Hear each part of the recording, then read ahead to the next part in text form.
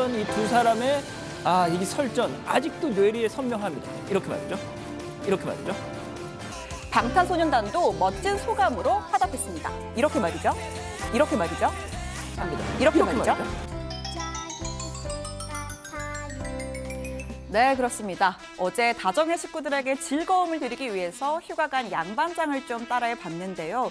생각보다 반응이 괜찮았습니다. 그래서 양반장 돌아오기 전에 이렇게 한 번 더 안경을 쓰고 도전을 해보겠습니다. 자, 먼저 중간선거 열기가 핫한 미국 소식입니다. 트럼프 대통령이 북미 정상회담까지 제쳐두고 유세에 올인할 정도인데요. 자, 그런데 전미를 발칵 뒤집는 폭탄급 이슈가 터졌습니다. 아니, 폭탄급이 아니라 말 그대로 폭탄 이슈입니다. 자, 때는 현지 시각 24일 이 오바마 전 대통령과 클린턴 전 국무장관의 자택으로 정체를 알 수 없는 폭발물 소포가 배달됐습니다. 자, 선거를 2주 앞두고 전직 최고위층에게 폭발물 소포라 참 심상치 않은 일이 분명하죠. 자, 이 소식을 CNN이 이렇게 긴급 속보로 전하는데요. 자, 보시죠. 갑자기 비상벨이 방송 중에 막 잇따라서 울립니다. 앵커가 잠시 멈칫했다가 또 다시 소리가 나는 쪽으로 고개를 돌려보죠. They were explosive devices, and to have projectiles, I mean, that's a, excuse me, that sounds like a fire alarm here. We'll keep you posted on that.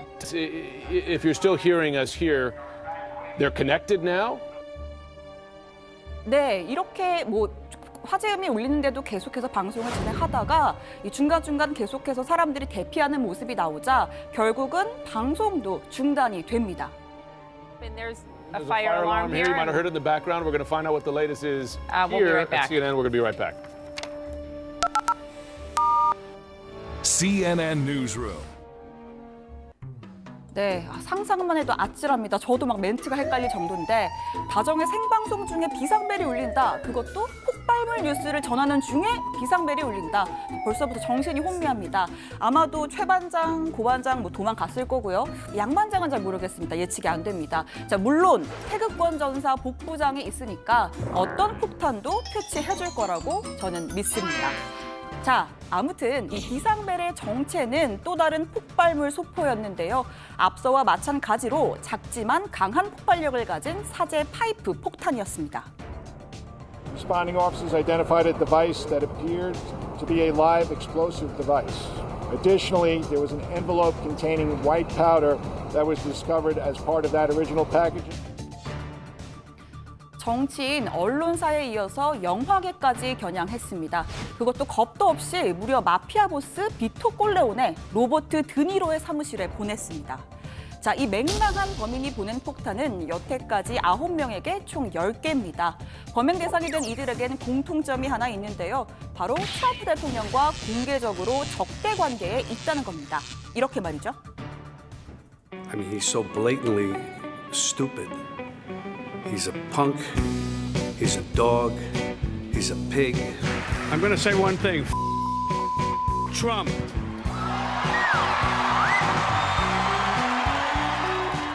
자, 이 삐 처리는 제가 한 겁니다. 실제로는 말한 있는 그대로가 전국에 생중계가 됐습니다. 얼마나 싫으면 저럴까? 그래도 대통령인데 공개석상에서 좀 너무하다 싶기도 하고요. 자, 그런데 상대가 누굽니까? 되로 주면 말로 주고 되로 안 주어도 말로 주는 트럼프 대통령입니다. 애저녁에 트럼프 대통령에게 다 한 번씩은 말폭탄을 받아봤던 사람들입니다.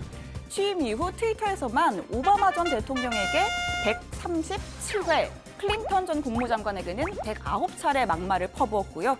CNN은 63회나 언급을 했습니다.